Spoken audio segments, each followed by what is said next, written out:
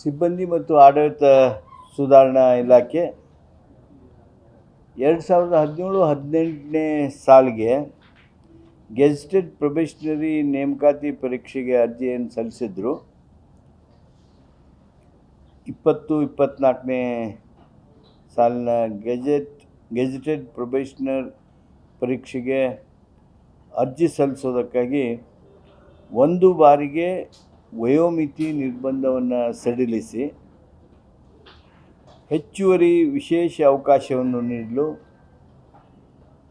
21 June 2024ರಂದು ನಾವು 2 ವರ್ಷದ ಹೆಚ್ಚುವರಿ ವಯಸ್ಸನ್ನು ಕೊಡೋದಕ್ಕೆ ನಿರ್ಣಯಿಸಿದ್ವಿ. ಆ ಆದೇಶದ ಘಟನೋತ್ತರ ಅನುಮೋದನೆಯನ್ನು ನೀಡಲಾಯಿತು.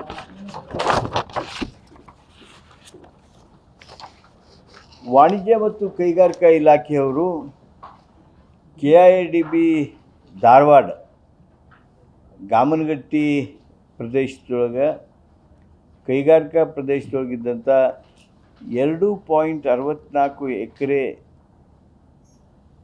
ಸಿವಿಕ್ ಕಮ್ಯುನಿಟೀಸ್ ನಿವೇಶನವನ್ನು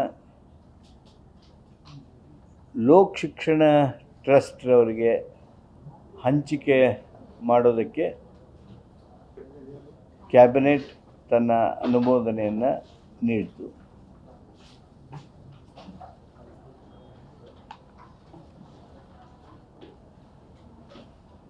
ಈ ಹಂಚಿಕೆಯ ಜೊತೆಗೆ 75% ರಿಯಾಯಿತಿಯನ್ನು ಕೊಡಬೇಕು, ಅಲಾಟ್ಮೆಂಟ್ ಪ್ರೈಸ್ ಮೇಲೆ ರಿಯಾಯಿತಿಯನ್ನು ಕೊಡಬೇಕು ಅಂಥೇಳಿನೂ ನಿರ್ಣಯವನ್ನು ಮಾಡಲಾಯಿತು.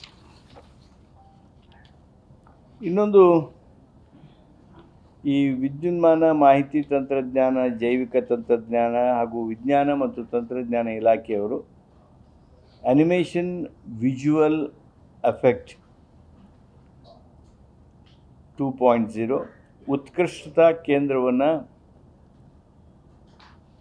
ಸ್ಥಾಪನೆ ಮಾಡೋದಕ್ಕೆ 16 ಕೋಟಿ ರೂಪಾಯಿಗಳ ಅಂದಾಜು ಮೊತ್ತದೊಳಗೆ, ಅಂದರೆ ಕ್ಯಾಪೆಕ್ಸ್ಗೆ 7 ಕೋಟಿ ರೂಪಾಯಿ, ಆಪೆಕ್ಸ್ಗೆ 9 ಕೋಟಿ ರೂಪಾಯಿ ಅನುದಾನ ನೀಡೋದ್ರ ಬಗ್ಗೆ ಇವತ್ತು ಚರ್ಚಿಸಿ ಈ 16 ಕೋಟಿ ರೂಪಾಯಿಗಳ ವೆಚ್ಚಕ್ಕೆ ರಾಜ್ಯ ಸರ್ಕಾರ ಸಚಿವ ಸಂಪುಟ ಇವತ್ತು ಒಪ್ಪಿಗೆ ನೀಡಿತು. ಲೋಕೋಪಯೋಗಿ ಇಲಾಖೆಯವರು ಇಲಾಖೆಯಿಂದ 15 ತಾಲೂಕುಗಳಲ್ಲಿ ತಲಾ 1 ಹಾಸ್ಟೆಲ್ಗಳಂತೆ ಒಟ್ಟು 105 ಕೋಟಿ ರೂಪಾಯಿಯ ಅಂದಾಜು ಮೊತ್ತದಲ್ಲಿ ಪ್ರತಿ ಹಾಸ್ಟೆಲ್ಗೆ